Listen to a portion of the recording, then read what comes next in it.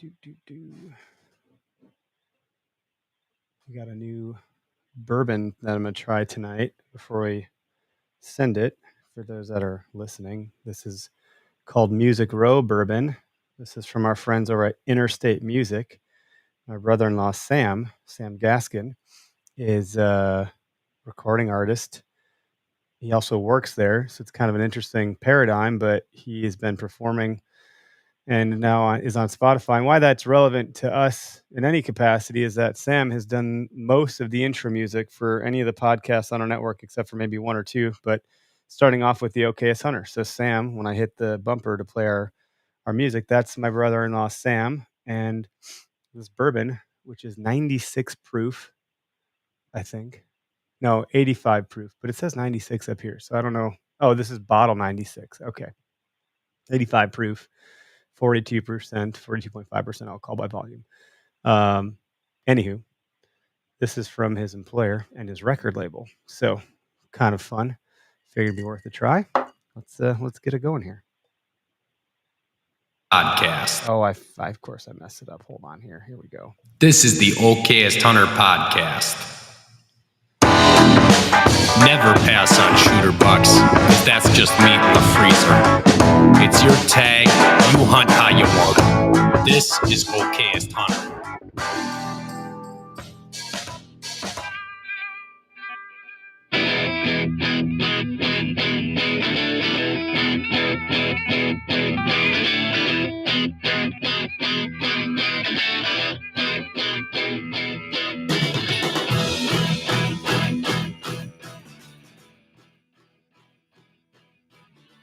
What's up, everybody? Welcome to the OKS Hunter podcast, coming at you from Oconomowoc, Wisconsin.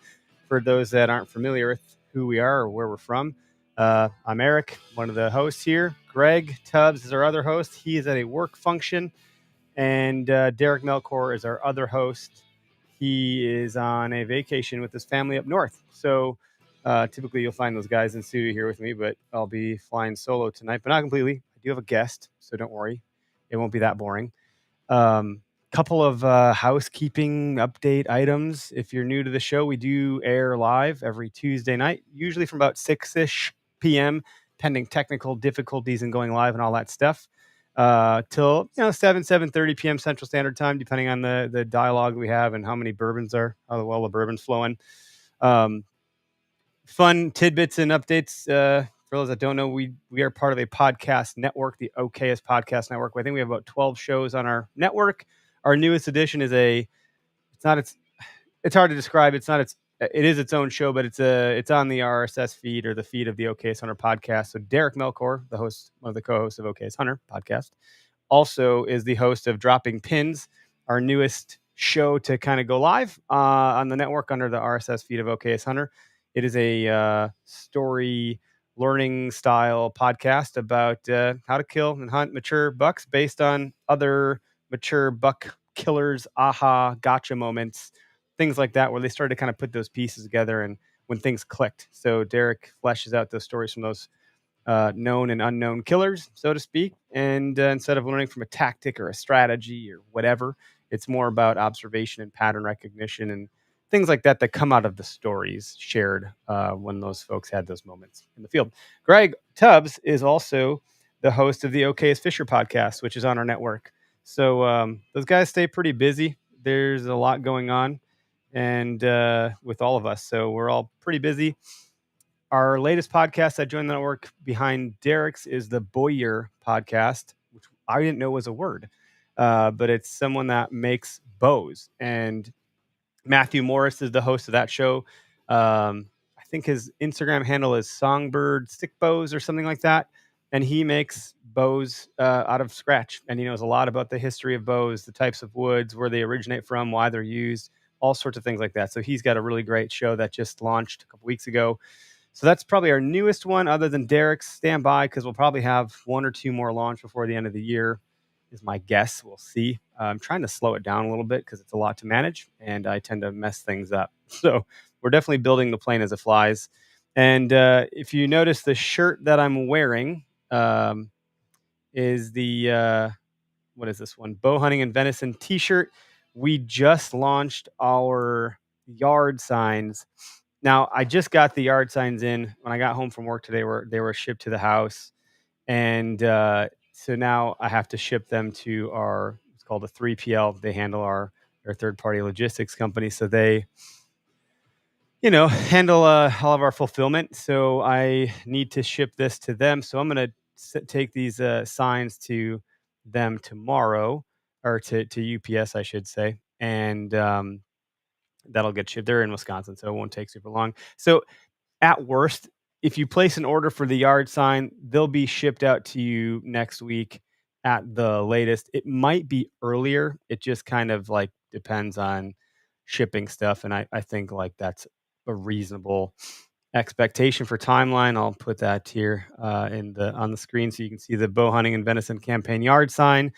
So our campaign slogan is, as you can see on the shirt, maybe here, shooter bucks and backstraps, bow hunting and venison for 2024, funded by Okayest Hunter. So if you want to really let your neighbors know where you stand politically, which is, spoiler alert, in the deer stand, and you want to follow our campaign trail straight to the deer woods, you might want to go pick these things up. We have a very limited run. We only got 50 of them. 5 are earmarked for some of our podcast hosts that I just kind of mentioned. And so there's 45 available for sale. I think they're going to go quick. We seem to have had a decent amount of interest. They're going to go for $15. They're listed for 25. We got a $10 discount on them.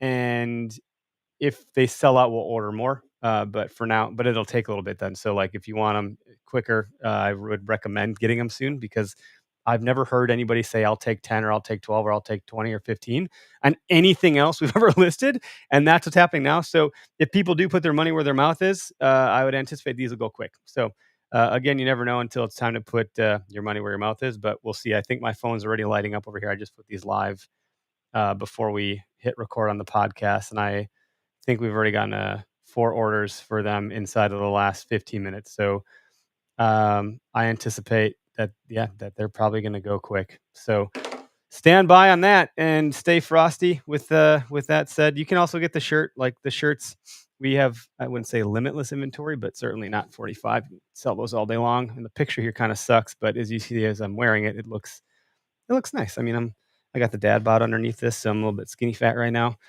My stupid shoulder injury and arm injury, I've been pretty hamstrung in the gym, not been able to do a bunch, but I think that's all. The Foam Fest. Last thing, Foam Fest is August 31st. I recognize that. I think that's Memorial Day weekend, or I'm sorry, Labor Day weekend. Last Saturday in August. We talked about last week, but if you go to okayesthunter.com, you can register for the event. You go to our About Us and there's the events page. You can register there. I believe there's also linked on our Instagram, link in bio thing. You should be able to get to it there as well. It's $40 a ticket. That gets you access to the full 3D course, breakfast, lunch, dinner, and I think 1 raffle ticket. The rest you got to pay for, but we're going to be giving away quite a bit of stuff. I think last year we gave around $5,000 worth of product, and the event's, a healthy number of attendees go, but your odds of winning are pretty strong. It's not like it's not a tack. So like, I think, it's a pretty low key event. You can bring your kids. There's kid activities. There's lots of room to run around. You can shoot your bow, obviously, on the 3D course. And we also have stationary targets where we'll hang up a lot of latitude stuff, and they're coming out with some new gear this year. So we'll be having that up at the course as well. So lots of things you can do and try out there that I don't think you'd necessarily be able to do at a lot of other like trade show type of events and things like that. So good times. So hopefully we'll see a number of you there that are hopefully like local. And then we had last year a number of people drive in from some other states as well. So it's a good time. It's a good community. We're not there to profit on it. It's all nonprofit. It all goes back to the nonprofit that we hosted at. And then a lot of money gets donated to our conservation partner here, Waukesha County Land Conservancy, through our 2% for conservation certification. So that's a mouthful. I feel like I want to be done talking now, and I'll bring our guest on so we can get to it. So without any more blabbering, Jonathan, thanks for joining us. How you doing, bud?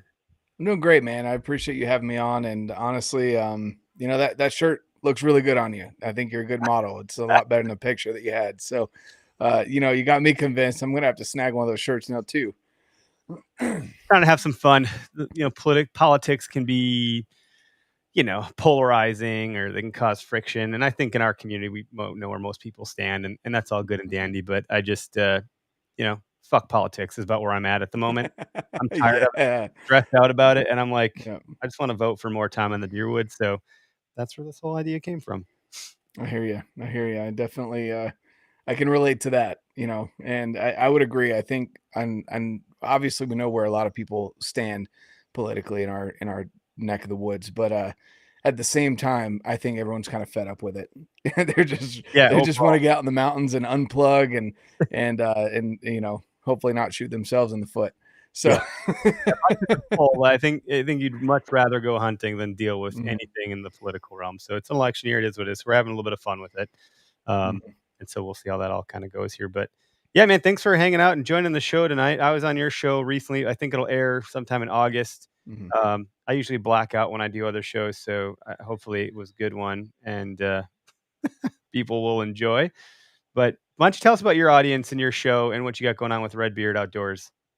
Yeah, no, I appreciate you having me on, man. I always like being on this side of the microphone sometimes as well, and not having to focus on asking the questions, but I get to answer a little bit.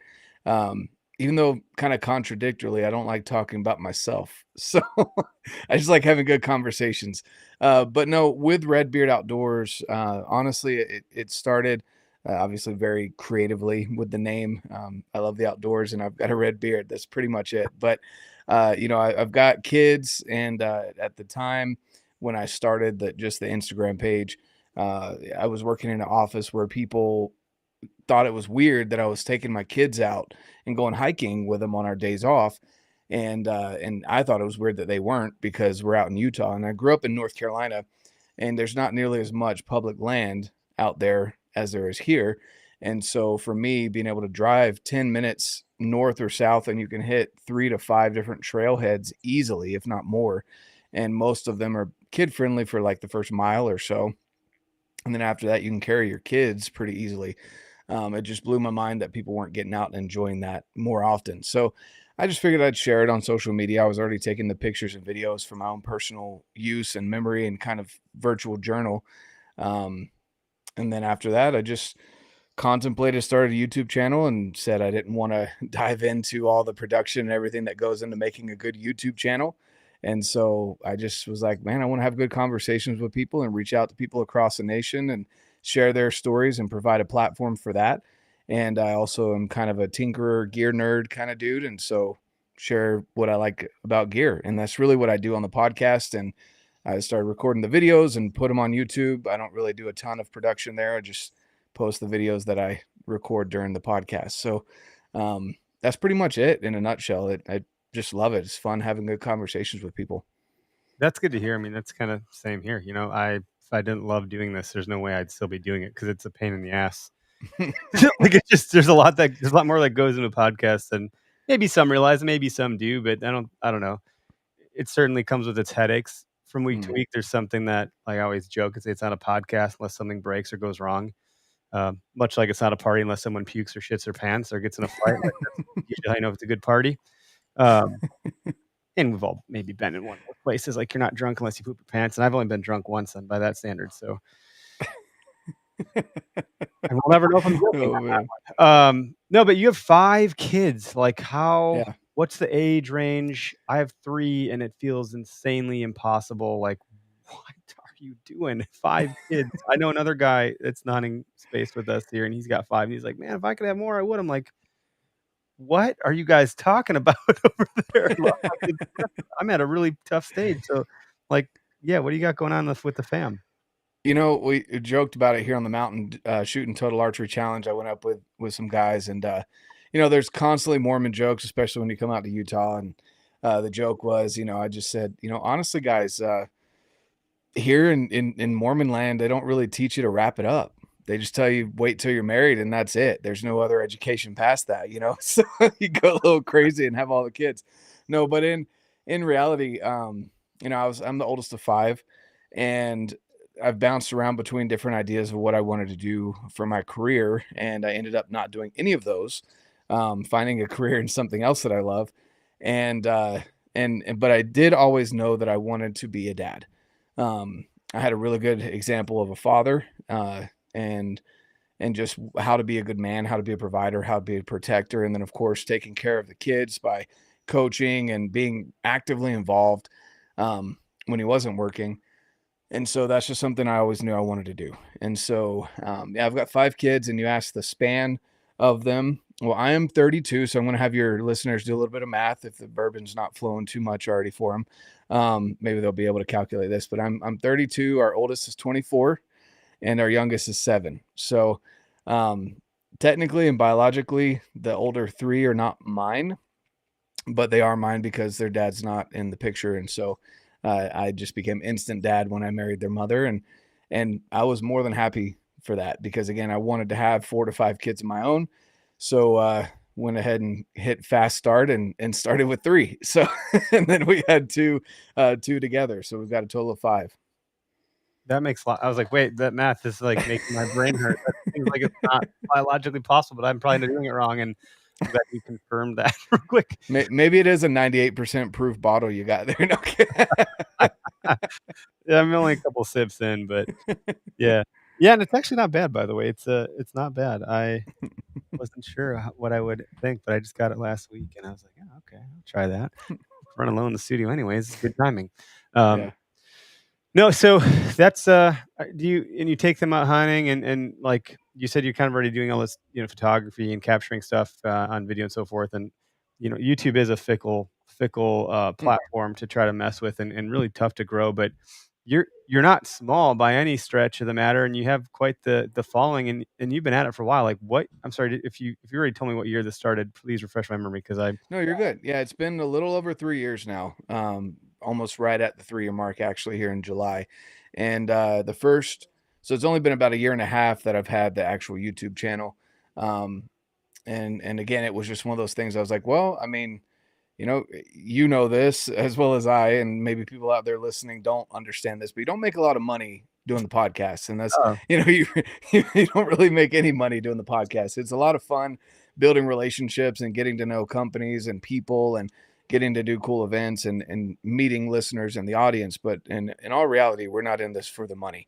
And so I just said, well, might as well put it on another platform to hit another reach because the YouTube audience is different than Instagram, is different than Facebook, and then Spotify and Apple.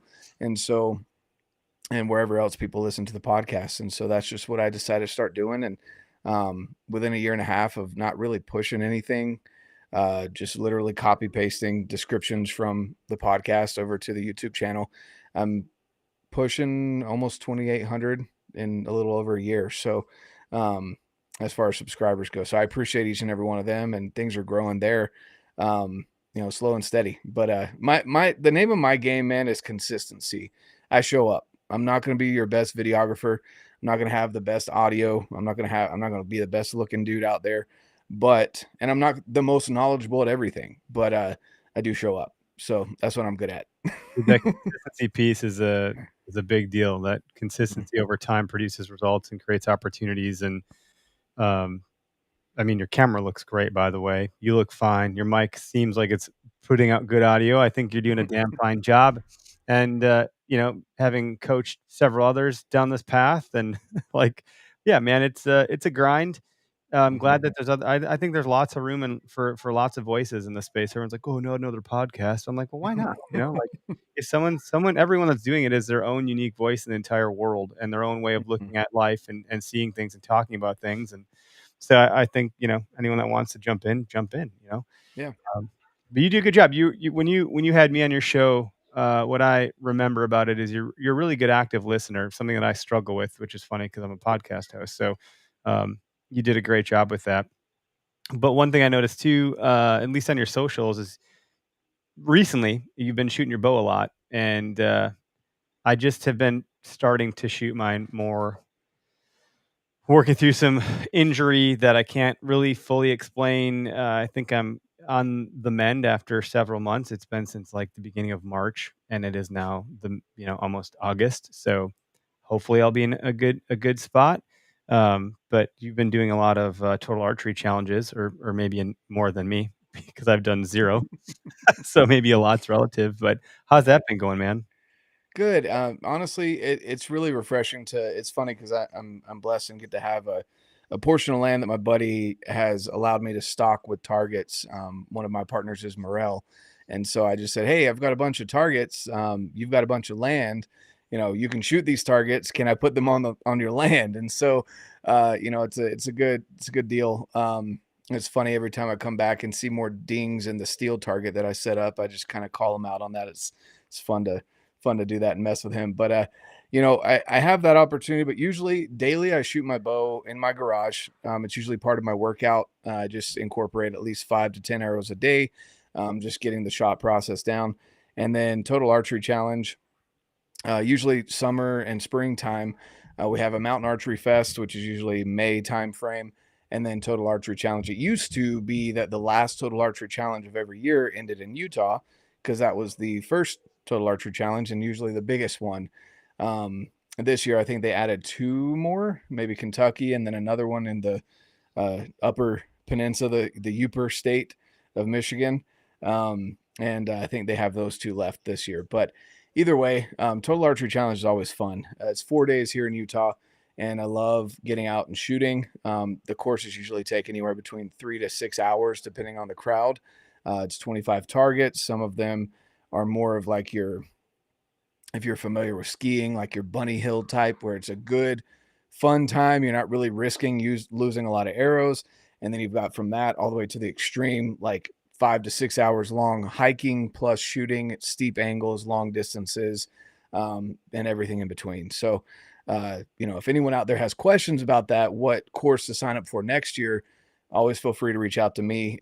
I can guide you in what basically your skill level is, and if you're worried about losing arrows and such, which ones to sign up for and all that. But it's a lot of fun. I absolutely love shooting my bow as much as possible and learning from the mistakes that I made this weekend for sure. Well, and 3D archery gives you such a sense of confidence, once you work through some of those kinks and you're not losing arrows and you're hitting your mark and you're 12 ringing stuff or 10 ringing it, and you're like taking these shots at extreme angles, uphill, downhill, and then it gives you like this. You have way more confidence in your equipment and your abilities. So when you are in front of, or something's in front of you and you're ready to go, like it's different than just standing and shooting at a block at 20 yards into your garage. Like it's good to do that too, to get those reps in, but that other stuff is really helpful, I think, to make sure you're ready to go. So if you shoot one 3D archery course, or go join like a league or something and get some reps in that way. Like it's super helpful. I think it's given me tons of confidence and not cockiness. Like I really do feel much more comfortable with my setup and my abilities after I do 3D archery. You usually lose a few arrows in the beginning though. You're definitely right about that. Something else too that a lot of people don't think about with archery is your shot angle and what, quartering to, quartering away, broadside, frontal. There's not a lot of frontal shots, honestly, in these 3D courses, but getting to see where your arrow is when it lands, like you said, outside of just a block target. If you have the opportunity to shoot 3D, and even if you can't go to a course, if you have somewhere that has a 3D animal, a deer, an elk, a bear, or something, I highly recommend you go out and shoot it at different distances. And if you're allowed to move it, move the target, angle it away, angle it towards you. A lot of them, they look pretty realistic, and the rings aren't always in the best places for you to shoot, and that can get a little frustrating. So, but I think there's an app out or coming out that allows you to scan a 3D target and show you, like, you select mule deer. Yeah, exactly. Yeah, it shows you where the vitals are and where your arrow is headed. So that's another cool tool that you can use. But more than anything, just seeing the anatomy of an animal and where your arrow is going to go. And you're like, maybe you take the shot and you're like, man, that seems really far back. You walk up to it and you're like, oh, that's going through all the goodies, even though it looks a little far back, maybe quartered away. It's like, wow, that actually was a really good shot. So like you said, builds that confidence. do you think that app I've seen, I don't know if it's out or if it's like I've only seen beta, but I've seen photos or videos of that. It looks wild. Yeah. Because you can move around in it. I'm like, does that work on a real deer? And I think it's mainly Reinhardt targets right now. I think there's one specific brand of target that it works the best on. But for people that don't know what we're talking about, I don't know the name of the app. And I, again, don't know if it's even out yet. It might just be a beta that I've seen, but it basically takes a, not x-ray, but like it strips away the layers of skin and fur and lets you see the rib cage, the heart, the lungs, the liver, all the inside of the goodies right there in the chest cavity The of the Boilermaker, 3D target. you will, right? Yeah. The Boilermaker, the pump house, whatever you want to call it. Yeah. Rage in the cage, whatever. Yeah. No, it's cool to I mean, I just like shooting bows, and I've been really stressed because my arm's been in such piss poor shape that it was not a pleasant experience. So it's been a little disheartening for me this season so far, even though it's not hunting season. I mean, like maybe archery season or whatever you want to call it. I had another thought about all that, which was you talk about just what is your setup? What are you shooting, man? Like what for somebody that goes to tack, some people have their like 3D bow and arrow and then their hunt bow and arrow. And so some of these events I go to, I'm like, okay, well, I'm going to lose. This guy's got a whole setup dedicated to this, which is vastly different than how you would typically set up for your hunt stuff. That being said, I enjoy just shooting my hunt setup. I'm not, I don't have that kind of money per se where I'm going to like go create a whole nother setup for 3D. I don't have that kind of time, but hunt arrows are typically heavier. They drop faster. Bow might be, it's just a bulkier build. Where these other 3D ones, it's like they're shooting the lightest arrows they possibly can. Maybe. I don't know. So talk about your setup and kind of what you do there if you have two or one or whatever. Yeah. So I've got 2 bows this year. I technically have a target bow, but I haven't gone down that rabbit hole, to be honest with you. I don't shoot it for tack. That is mainly for postseason, doing indoor 20 yards, flat ground, shooting dots. And I do think that there's a lot of benefit to that if you do have the time and the money to have another setup for that. But I'll never set that up for tack. I don't shoot tack and Mountain Archery Fest as a competition that way. I look at that as an opportunity to actually put my my hunting setups to the test. And so honestly, I'm looking to piss everyone off this year. No, not really, but I'm trying a light arrow and a mechanical broadhead. I will have a fixed broadhead in my quiver as well for those frontal shots or maybe more quartering 2 shots than I'd almost rather take a frontal shot, to be honest with you, than a quartering 2 shot. We can go down that path if we want, but mainly right now I've got to go out and put my final setup together, but I'm looking at 400 grains or less. If I'm shooting my 70-pound bow, I'll more like 380 grain arrows. On my 80-pound bow, I'm looking at 400 to 410, kind of that really light arrow setup. I need to see how they fly with broadheads first before I finally decide on that. The last couple of years I've shot 450 grain arrows, and those have been money for me. So if anything, I can just go back to that. But that's kind of my plan is, and that's what I shot here at TAC was my 70-pound bow, which is my shorter Hoyt RX8. It's technically almost 31 inches axle to axle. I got that one more for tree stands and ground blinds kind of deal. And then I have my 80-pound bow, which is the 33-inch axle to axle Hoyt Alpha X. So both of those setups, light arrows, mechanical broadheads, the plan with a couple of fixed heads in the quiver for those more bone breaking shots if I need to. And that's kind of where I'm at. Just light arrows, Victory. I shoot Victory arrows. I'm shooting the Rip XVs, which are, I think, the lightest grains per inch arrow out there right now for 5 millimeter arrows.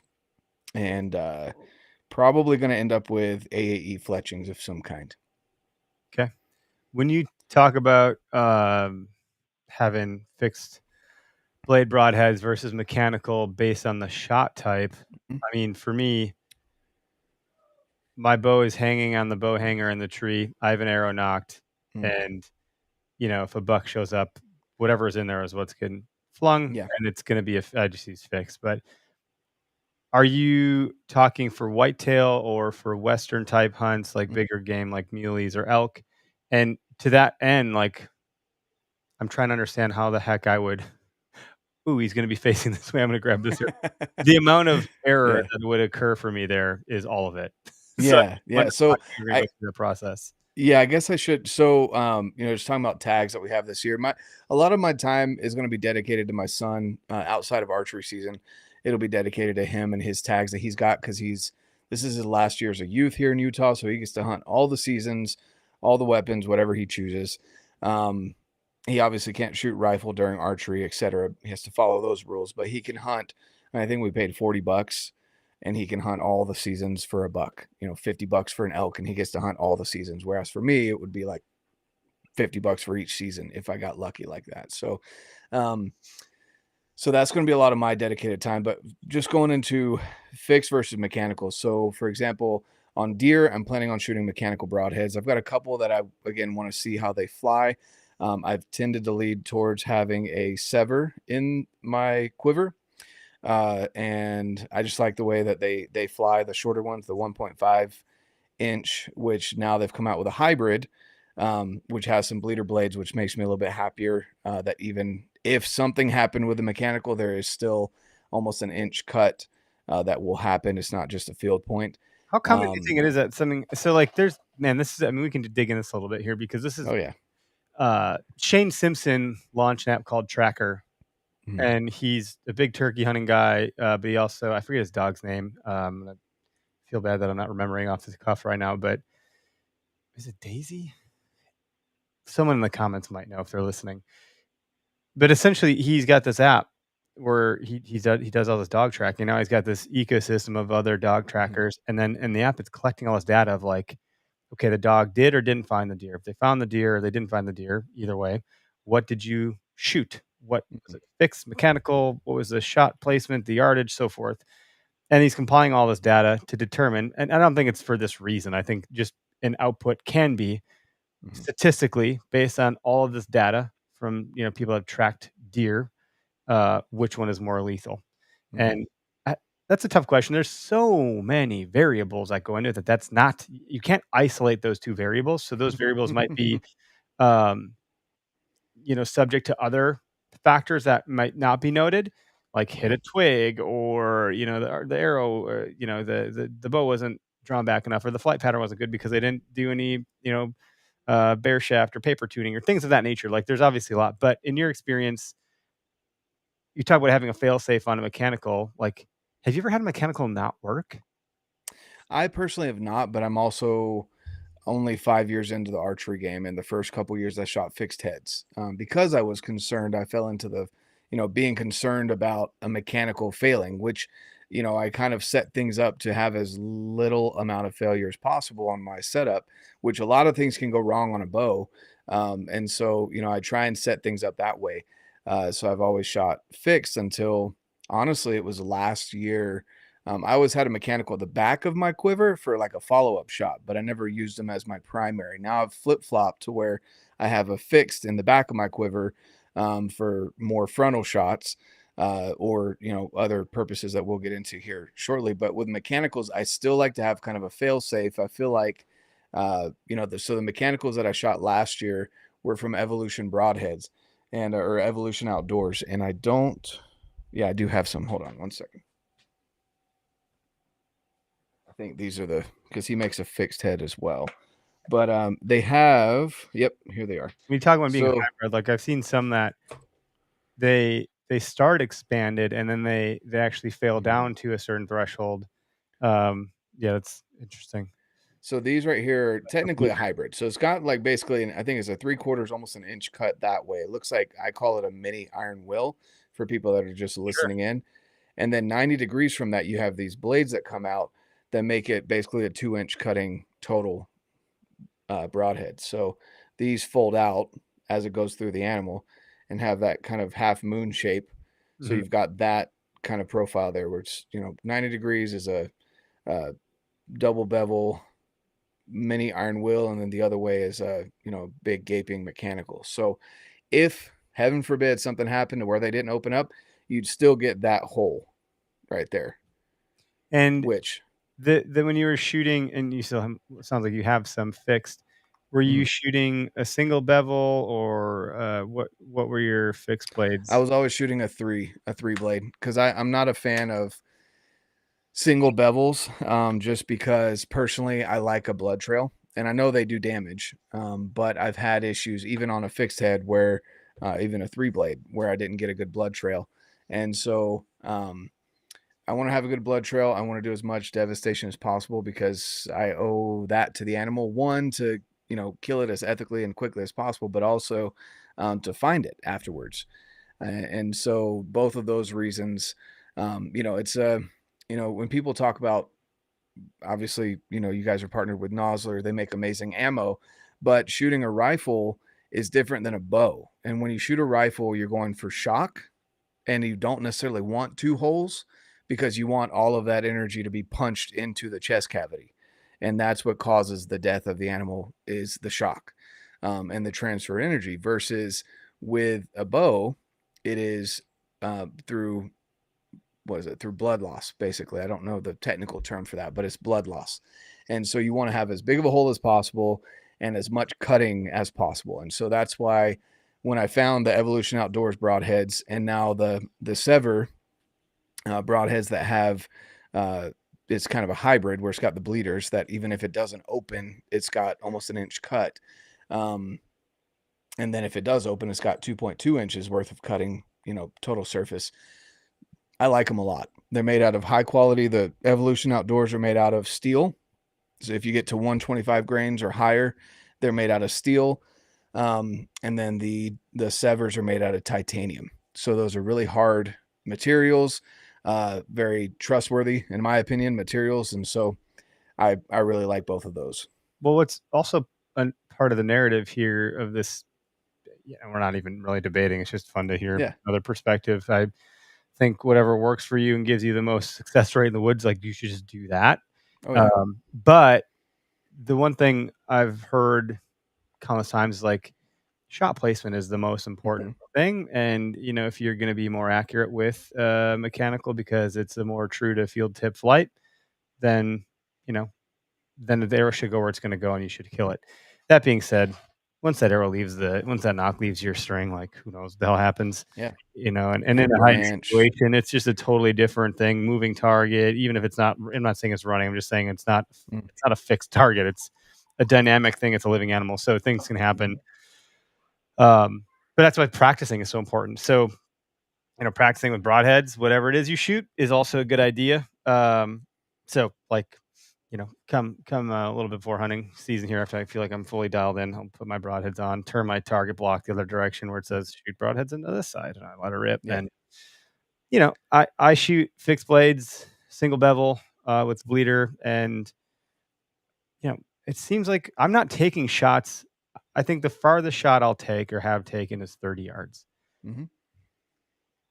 Within 30 yards, I'm pretty. I mean, even for the okayest hunter, I'm pretty accurate. Like, I've missed. I've shot over the back of 2 deer, 2 bucks over the course of my archery career. So, well, maybe more than that actually, but 2 that were like, not devastating, but like, what the hell happened? Yeah. And I think that's a little bit more to do with, like, you talked about shot angles, and what comes to mind is the Happy Gilmore bend at the hips. Like, that is the. I think that's part of the mechanics of like practicing. So I have my platform in the tree in the backyard and trying to shoot from that a little bit more also, rather than just that fixed standing position. So I got 2 spots in the yard that I'll shoot from now. And it's tough because we're like, our yard it shares backyards with other houses. I got kids and dogs. So like, it's a little bit trickier for me to find that availability.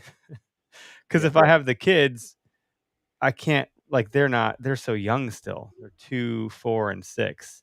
So unless my wife is able to provide complete cover or they're not home, it's not really a good choice for me to be lobbing arrows into the yard. And I got 2 boxers that basically look like deer, and one of them's not as smart as the other one, so she'll like run in front of things. I'm like, are you asking to be shot? Like, get out of here. Not what you want to have a death wish. Don't put yourself between me and my target right now, stupid dog. Yeah.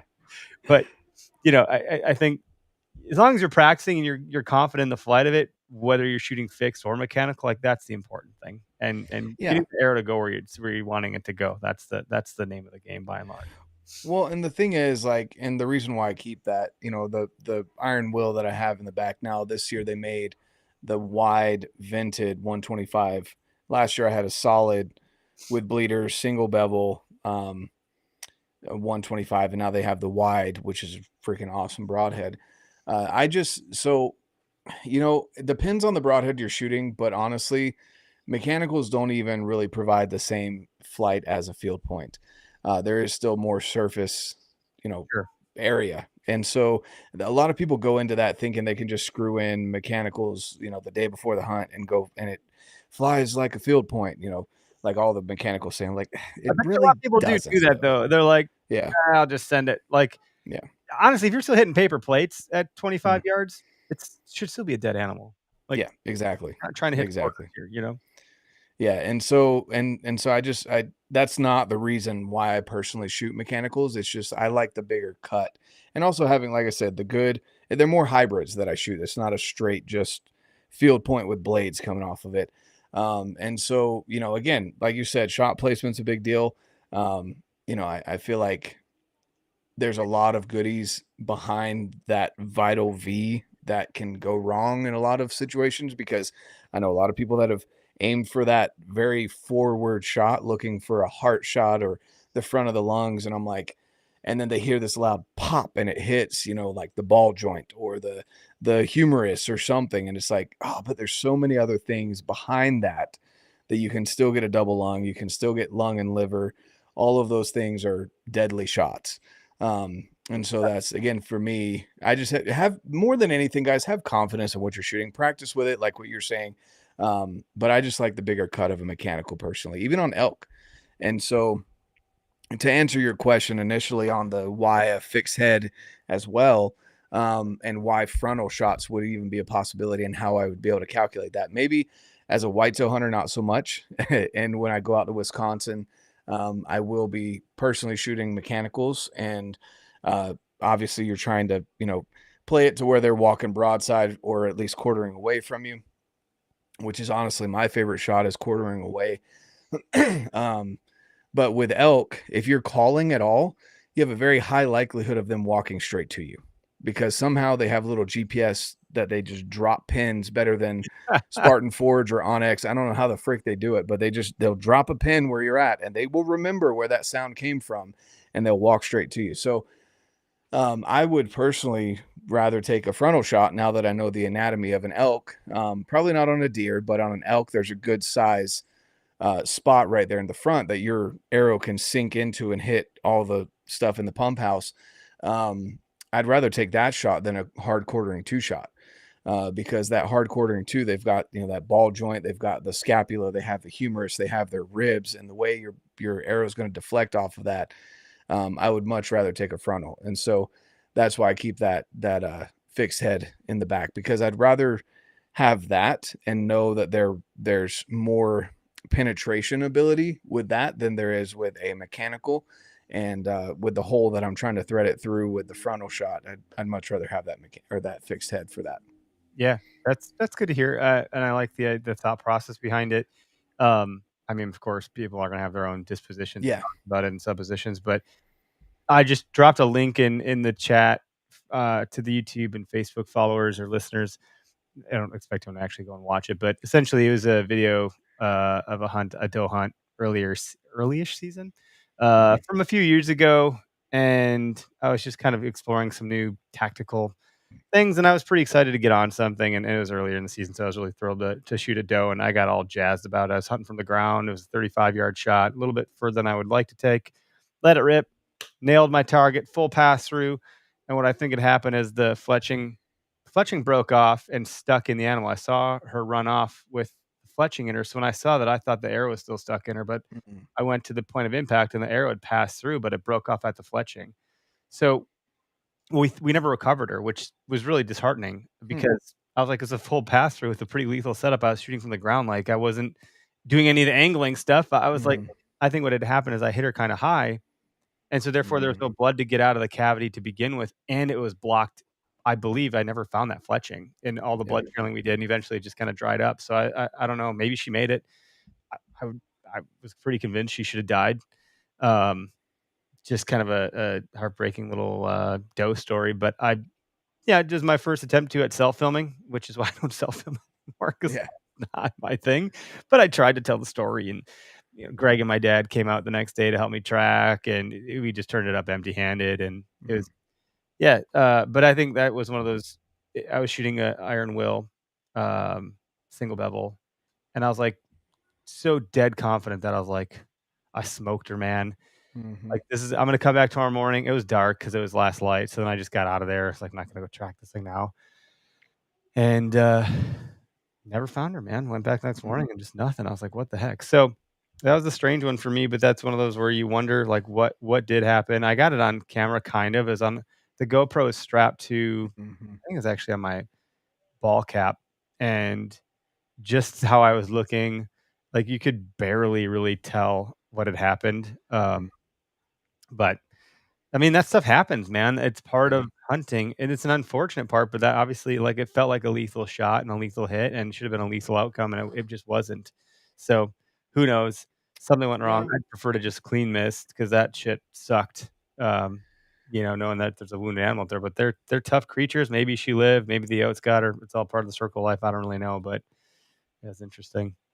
Yeah, and that's the thing too, man. I ended up recovering my buck after this, but with a fixed head. I was shooting at a steep angle. I was above him on the mountain, and that not having a hole that can bleed out is definitely going back to why I personally like the idea of a bigger cut, is so that I know that, and more of a square type hole as well, because I want to have a blood trail that I can track that animal, because it sucks not being able to recover something. And you probably did have a great shot. It just, if the hole is too high, the blood's obviously going to go down and sit in the cavity.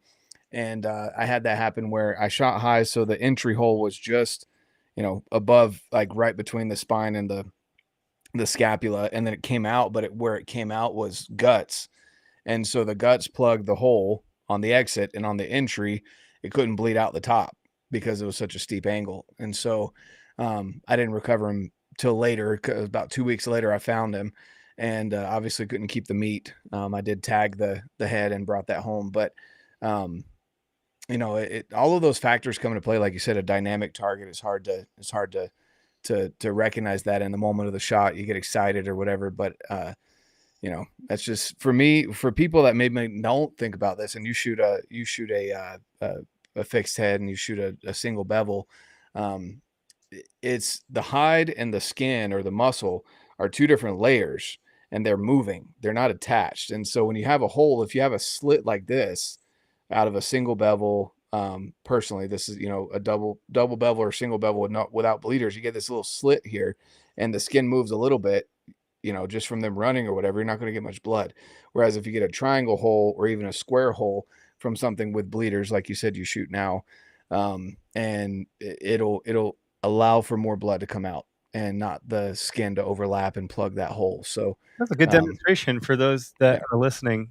We have video on Spotify, so if you're listening on Spotify, you can just turn the video on to see what he did there with his hands. But that's actually a really well done little hand diagram you did there. That was very helpful for me. I'm a very visual person, so that was very nice. I like that. Yeah, and the bleeders on like iron wills or whatever it is you're shooting now will help open a bigger hole. That's why I always shot a three blade fixed head, or now the single bevel with bleeders as a fixed head, because I don't like the idea of just a slit. I don't deny that they penetrate better. Scientifically, it all makes sense. They spin well inside the cavity, all of those things. I'm sure there's plenty of devastation, but if you can't see the blood coming out, you're going to kill the animal, but they're not dropping based on shock. They're dropping based on blood, and bleeding out could take 100 to 200 yards, even if it is a crazy awesome shot. Even a hard shot, they could still run 100 yards just based on pure adrenaline and whatever blood is left in their system. So it's good to have a blood trail. Yeah, and this year I'm trying something different. I don't have it down here with me. I know the brand is Grizzly Stick. I'm just trying to think of which one it is I'm shooting from them this year. It said it's got bleeders. That's I'm on their website right now. I'm trying to look. I have the tins. They come in tins. They're upstairs in my hunting, corner or whatever.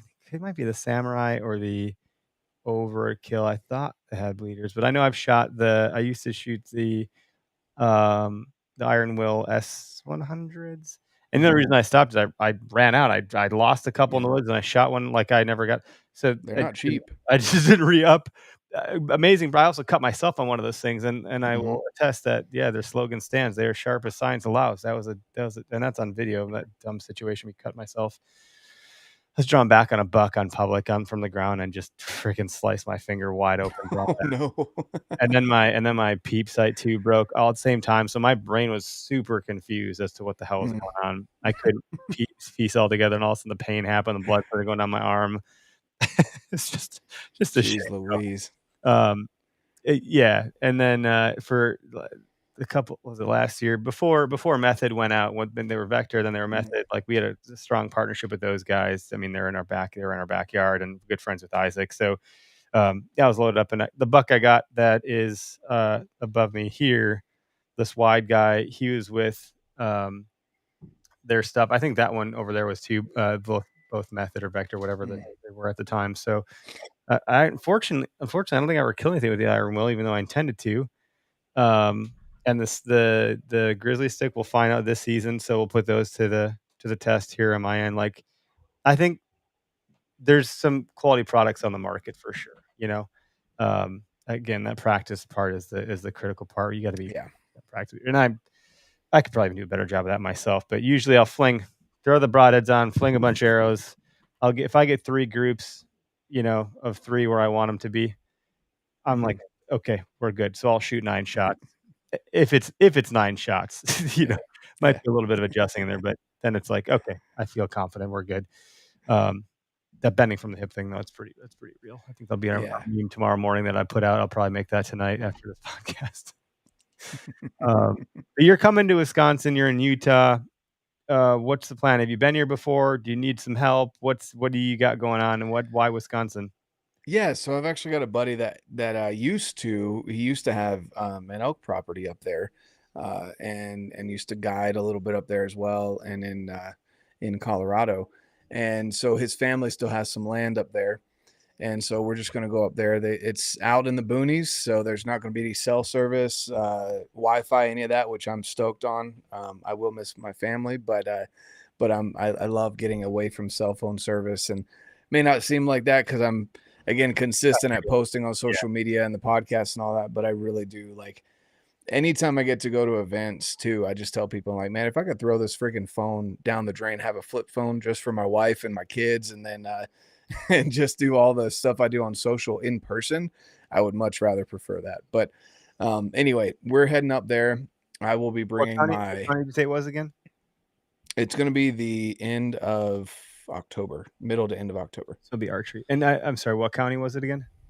That I honestly don't know. I don't even know if he sent me the address. He just told me what airport to fly into. Is it the northern part of the state? Do you know? Or if he said it was an elk property, I wonder if it was further north. Yeah, he used to have an elk property. He grew up raising elk. And then I think they sold the elk farm, but they still have the other portion. Yeah. Well, find out, let me know, man. Yeah. But go on. Yeah, sorry. So if there's no cell reception, it's probably up north is my guess, but yeah, probably. I'd imagine so. Probably middle to upper. I know he said going through Madison would be, I say, about halfway from Missouri or 3/4 of the way from Missouri where I'm flying into. So anyway, yeah, it's gonna be fun. I'm really excited.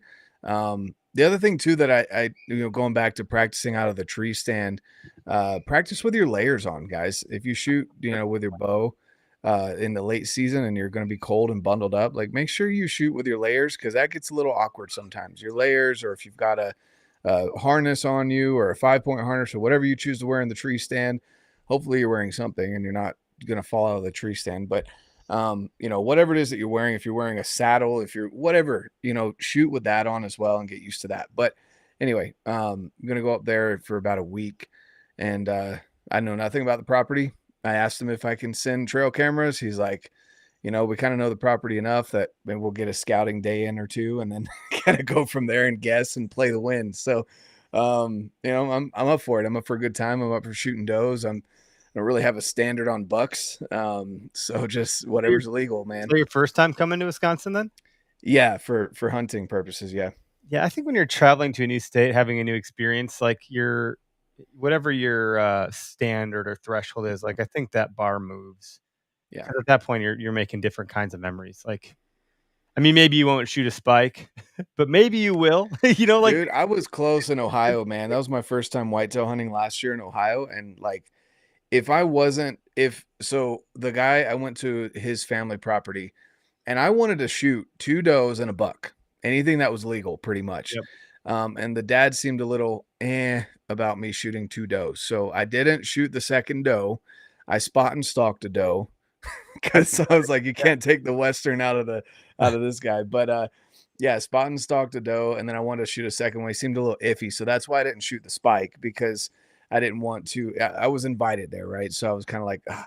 But I got super excited when I saw the spike come up underneath me. I was like, oh man, like that dude is gone. But I let him pass, and so yeah, I'm at that point. With a mule deer, I am above a 2 point. It needs to be above a 2 point for me to shoot it, because I slowly progressed. I shot a spike one year, I shot a 2 point the next year, which for whitetail guys, that would be a 4 point or 2x2. And so, now I'm like a 3 point or above, at this point for mule deer. But for whitetail, I'm still at spike status. I just want to get a whitetail down. yeah, no, that's I mean, I can't see it. I think if I change the camera, as you see the bottom of the skull here, but not the whole thing. Yeah. It's an 8 point. It's a basket rack 8. It's not. It's a probably a yearling buck. That just probably would have been nice. But it was gun hunting deer, and I was like, He looks good on your wall, man. What do you mean? Yeah. Could have been nice. He looks great on your wall. Yeah, no, but I was like, I mean, that'll be our season 2 of our hunting show that's coming out this, probably late August, early September. That hunt will be what, or part of that series that people can see. But I was pretty jazzed to get that, mainly because my daughter was she was just dogging me about getting a deer to have some venison. I was like, you gotta calm down. Do you know who your dad is? Like, this isn't. And I was bow hunting and into some pretty gnarly stuff, into some like I've really come a long way in the bow hunting world, I think, and so if others have told me. And I had 2 opportunities at the same 150-ish inch deer, and they're hard to kill, so it didn't happen. Mhm. And good lessons learned. I don't know if I would have been, if I were redone those things. It would have been like that movie with Tom Cruise where he just the day after tomorrow.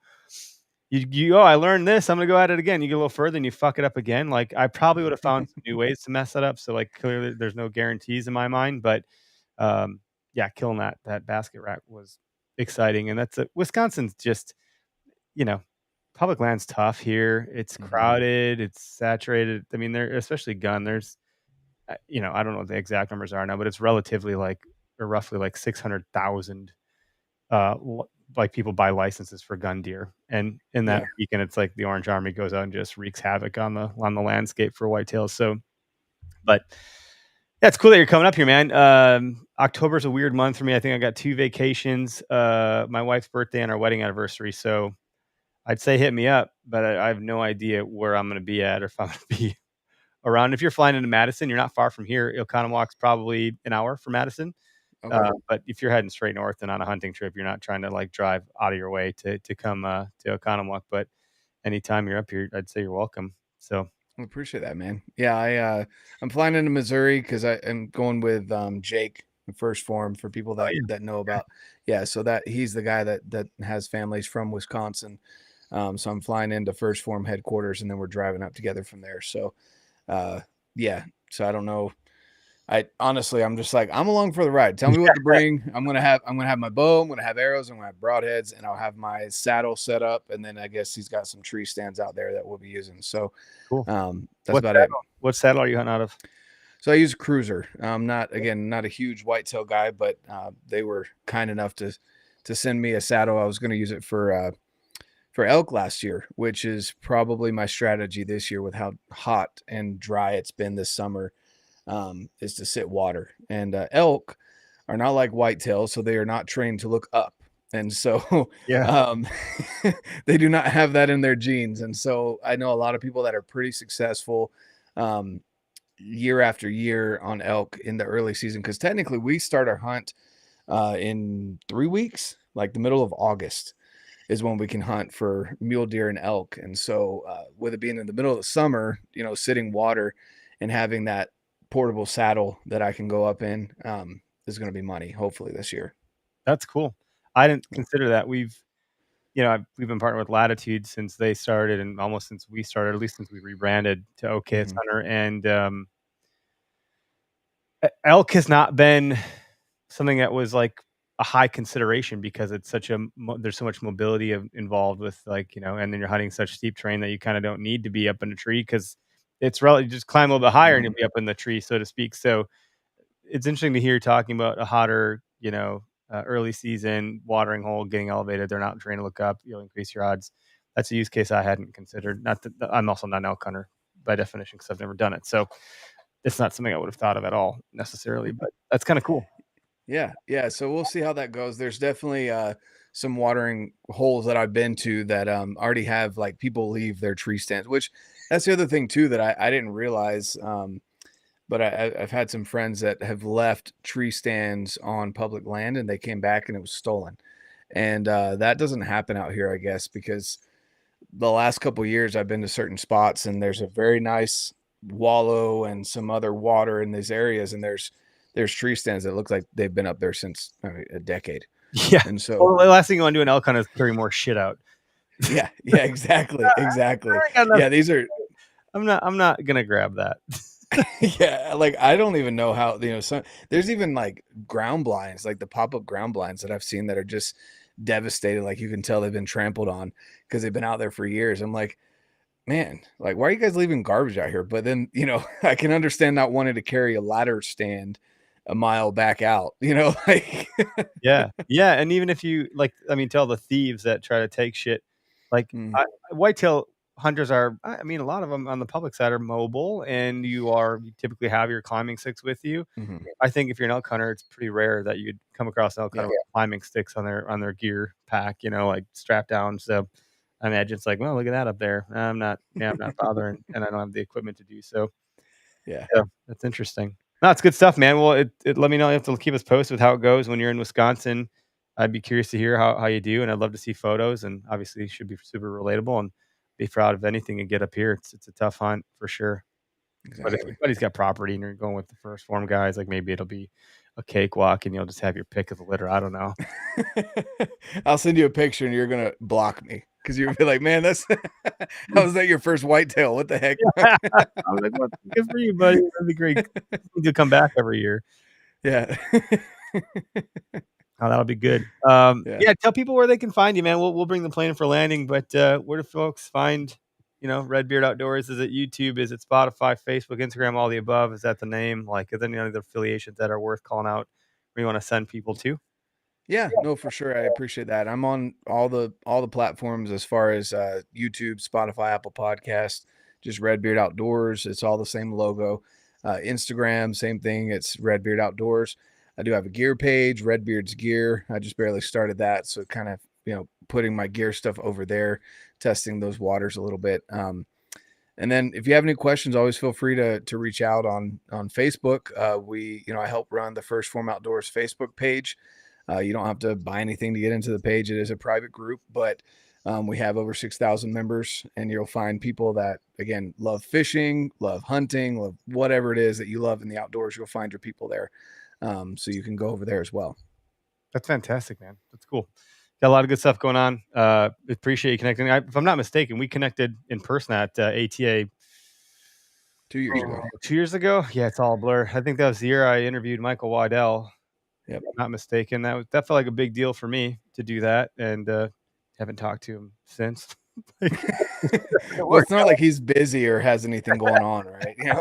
Like I ran into him one other time past that, and I was like, I interviewed him one time, and I think he's like, yeah, okay, like talking to kid. No, it was a good interview, and he was a nice guy, but I've not had any, like, I'm not in like some of the, I don't want to say I'm not in some of the circles. I'm not trying to like get down on myself. I don't really, but like I also don't care that much. That's not the goal. But it was a good dialogue, and that was I remember that year at ATA, and I think maybe Dan Matthews and a few other folks were standing around when you and I were chatting. Yep. I remember, I have a visual memory, so I can kind of remember where we were standing when we were having the conversation. Yeah, we were handing out energy drinks. That's right. Jake and I. Yep.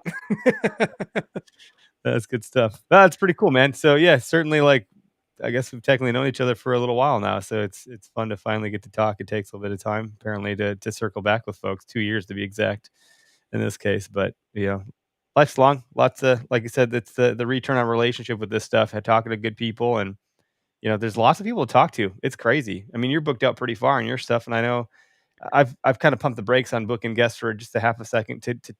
I have 2 co-hosts typically, so it's a little bit different to then just have the place to ourselves, so to speak.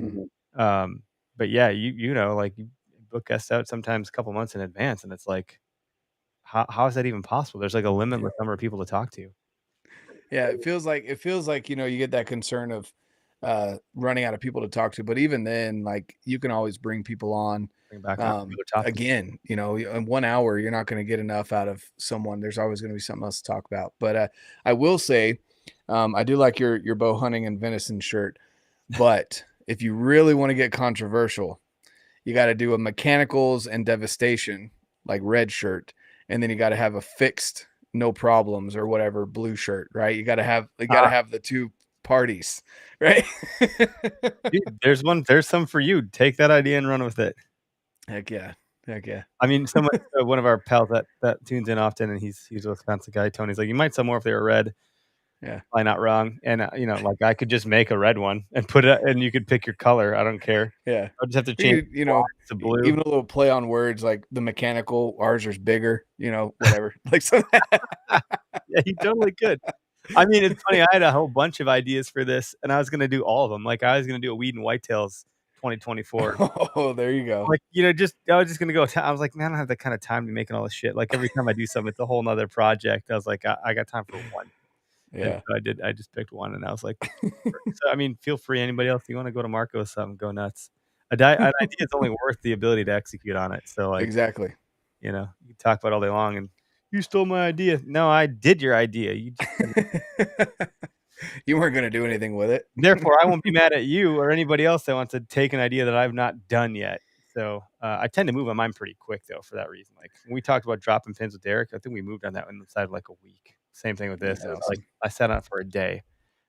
Last week I talked about doing a hoodie that said deer stuff. Well, that took 2 days to do, and now it's done. Like it's we move quick, so you're not going to offend me if you take an idea that I didn't do yet. I probably won't get to it.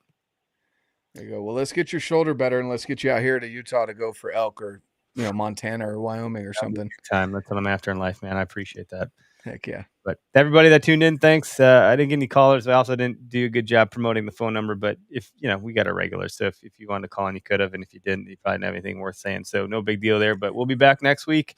What's coming up next? Let me just look at the calendar just to try to be a good podcast host and do my due diligence here. The next booked guest is going to be Bill Thompson. That'll be August 6th. Bill's the founder of Spartan Forge. He will be in studio. He's passing through Wisconsin, so he's going to be here in the Cat P basement in the studio shooting the shit here with I don't know if Greg and Derek will be around for that one or not yet. We'll see what schedules look like, but that'll be August 6th. In between there, I think it'll just be some version of me and Greg, me and Derek, me, Greg, and Derek. I'm not really sure. Everyone's super busy at summer, so we might even bring in a couple randos that we can pull off the streets to get in the show. I've been trying harder to do local guests, to have people here in studio that experience. No offense to the virtual guests, especially Jonathan, you yourself, but in studio it has a little bit of magic to it that virtual doesn't. So reach out to a few folks that might be local. I mean, we're in Wisconsin. There's enough of us out here, but also I feel like Pennsylvania and Michigan really got it going on, and Wisconsin just isn't on that level apparently as far as who's around to talk to locally. But we had Bo. Dogs are bigger though. Yeah, well, I think so. We had one last. Bo Bilo was here last week. He drove down from Green Bay. It's a 2-hour drive, so that's a lot to ask. Hey, come down for 2 hours or take a 2-hour drive just to drive right back up. And hey, we're done at 8:00, but you're gonna be home at what, 10? I have to acknowledge and recognize what I'm asking people to do. So if you're listening and you're local and you want to reach out. We'll see what we can do. But that's all I have for tonight, everybody. Hope you have a good rest of the week, and we'll talk to you soon. Thanks for having me.